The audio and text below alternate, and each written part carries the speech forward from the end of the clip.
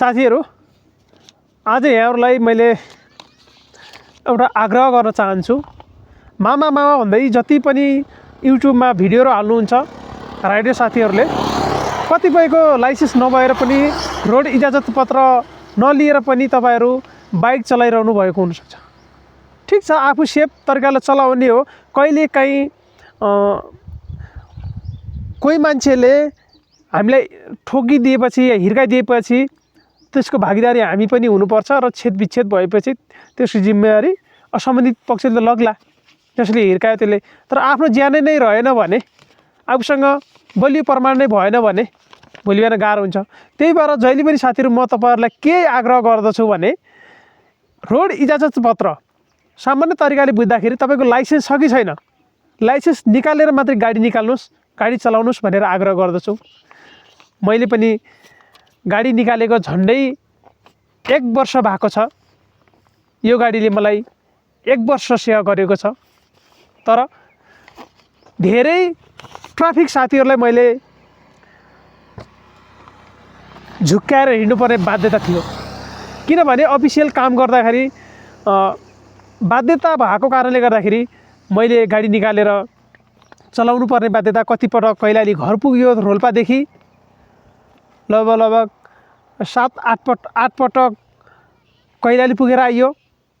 Traffic चेकिङमा धेरै परियो तर फाइन काटिएन, किनभने मसँग इजाजत पत्र पनि थिएन, भनेको लाइसेन्स थिएन।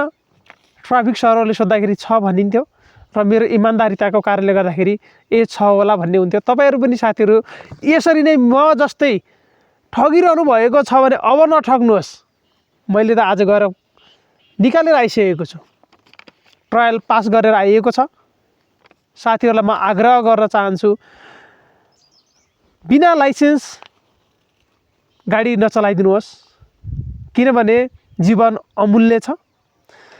हामीले त इमानदारीका साथ गाडी चलाउँला, तर तेस्रो व्यक्तिले इमानदारीका साथ चलाइ नदिनु पनि सक्छ।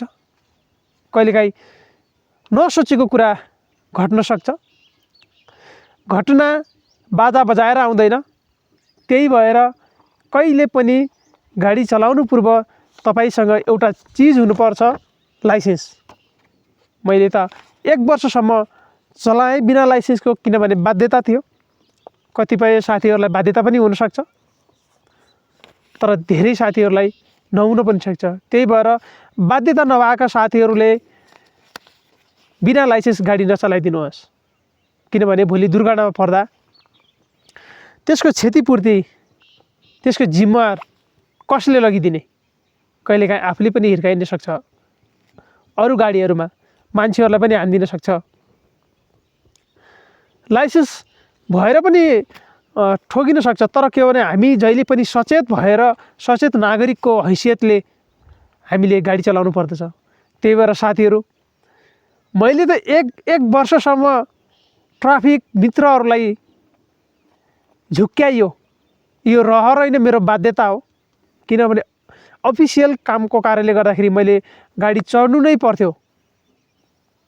आज यसै गाडीले गर्दाखेरि मैले आज यही मेरो जुन गाडी छ, यसै गाडीले गर्दाखेरि तुलसीपुर यातायात कार्यालयबाट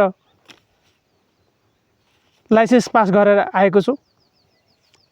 म फेरि पनि यहाँहरूलाई आग्रह गर्छु, साथीहरू बिना लाइसेन्सको गाडी नचलाइदिनुहोस्। रहर र बाध्यता फरक कुरा हुन्। मैले रहरले होइन, यो 1 वर्ष बाध्यताले गर्दाखेरि गाडी चलाएको हुँ। धेरै तपाईहरुको मनमा कुरा जाग्न सक्छ, यत्रो 1 वर्षसम्म लाइसेन्स निकाल्न नसकेको कारणले गर्दाखेरि 20,000 दिए त लाइसेन्स आइहाल्छ भन्ने कुरो यहाँहरुको मनमा आउन सक्छ। त्यो एकदमै गाह्रो छ। आफूले गरेको मेहनतको फल पाउँदा आफूलाई कस्तो आनन्द लाग्दछ।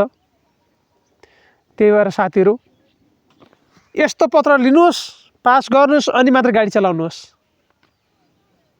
Thank you so much for the watching this video. कृपया कहाँदेखि हेर्दै हुनुहुन्छ? म जस्ता अलपत्र परेका बिना लाइसेन्सका बाइक ड्राइभरहरू हुनुहुन्छ भने तपाईहरु आजै फर्म भर्नुहोस्, ट्राई गर्नुहोस्। मैले पनि यो 4औं पटक निकालेको, पहिलो पटक फेल भएँ, दोस्रो पटक फेल भएँ, तेस्रो पटक फेल भएँ, चौथो पटकमा हुन्न अब त आफ्नै बाइक लगेर जान्छु भनेर ल्याएर बल्ल पास गरेको छु। 3 पटक त मैले त्यही भित्रका भाडाका सवारी 200 रुपैयाँ तिरेर मैले गाडी, आफ्नो गाडी लाइसेन्स छैन भनेर रोल्पादेखि नल्याएर 200 रुपैयाँ तिरेर दाङमा काम गरे, तर फेल भयो। कसैको ब्रेक लाग्दैन, कसैको इन्डिकेटर बल्दैन, कसैको स्टार्टै बन्द हुन्छ। त्यही भएर ट्रायल दिँदाखेरि जहिले पनि एउटै चलाइरहेको गाडी लग्नुहोस्, आफन्तको लग्नुहोस्, बुवाको लग्नुहोस्, दाइको लग्नुहोस्, एक दिन न त हो, तर लाइसेन्स चाहिँ निकाल्नुहोस् है। Thank you so much.